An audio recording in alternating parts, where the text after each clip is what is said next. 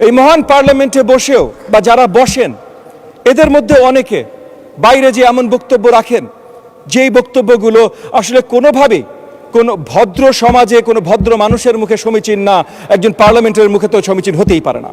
Specially এমন বক্তব্য এসেছে যে আমাদের নারী পার্লামেন্টারিয়ানদের নিয়ে এত নেতিবাচক বক্তব্য এসেছে যেই শব্দগুলো আসলে এই সেক্রেট পার্লামেন্টে আমরা উচ্চারণও করতে পারি না।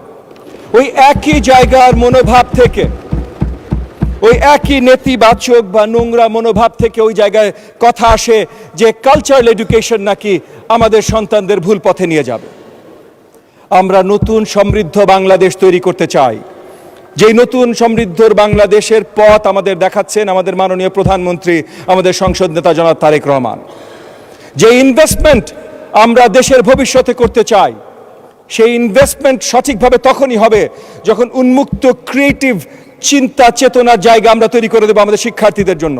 আর সেটা করতে হলে আমাদের কালচার, আমাদের স্পোর্টস শিক্ষার বড়ভাবে অংশ হতে হবে। এবং শিক্ষার ইনভেস্টমেন্ট, এই যে অনেক আলোচনা হয়েছে আমাদের এই বাজেট নিয়ে, যে আমরা এই বাজেটে সাপ্লাই সাইড এক্সপ্যানশন নিয়ে কি দেখিয়েছি। এগেন পার্লামেন্টে হয়েছে, পার্লামেন্টের বাইরেও অনেক বিশেষজ্ঞরা এগুলো নিয়ে আলোচনা করেছেন। সাপ্লাই সাইড এক্সপ্যানশনে আমরা কি করেছি। প্রথমত আমাদের মাননীয় ফাইন্যান্স মিনিস্টার, মাননীয় প্রধানমন্ত্রীর নেতৃত্বে যে বাজেটটা দিয়েছেন সেটা জনবান্ধব, মানে জনগণকে সহযোগিতা করবার জন্য কেনজিয়ান স্টাইল একটা বাজেট আমরা দিয়েছি, যে জনগণের উপরে যদি আপনি ইনভেস্ট করেন তাহলে জনগণই দেশকে এগিয়ে নিয়ে যাবে।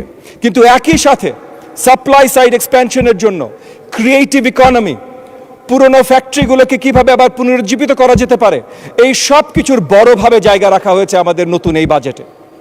তো সেই জায়গা থেকে শুধু নেতিবাচক আলোচনা না, আমাদের অপটিমিস্টিক বাজেট করা হয়েছে, কারণ আমরা অপটিমিস্টিক জাতি। আমরা সঠিকভাবে কাজ করব, আমরা যে অপটিমিস্টিক জায়গায় পৌঁছাতে চাই সকলে মিলে আমাদের মাননীয় প্রধানমন্ত্রীর নেতৃত্বে সেই জায়গায় আমরা যে পৌঁছাবো। কিন্তু ফরমোস্ট সবার জানতে হবে, সবার চিন্তা করতে হবে যে আমরা কি ভবিষ্যতে যেতে চাই, কিভাবে যেতে চাই। তো যেই ভবিষ্যতে যেতে চাই সেই ভবিষ্যতে যাবার জন্য জিডিপির 2%, মানে এর আগে 1.3, 1.4 এইরকমভাবে আমাদের জিডিপির অংশ ছিল এডুকেশন বাজেট, 2% বৃদ্ধি করে জিডিপির এডুকেশন বাজেট এবার প্রণয়ন করা হয়েছে। এবং আগামী দিনগুলোতে আমরা বিশ্বাস রাখি যে এটা বাড়তে বাড়তে আমরা 5% নিয়ে যাব ইনশাআল্লাহ। আমরা এমন জায়গায় পৌঁছাতে চাই যে বাংলাদেশের এডুকেশন সিস্টেম পুরো বিশ্বে ঈর্ষণীয় হোক। আমি একটা কথা বলে শেষ করব।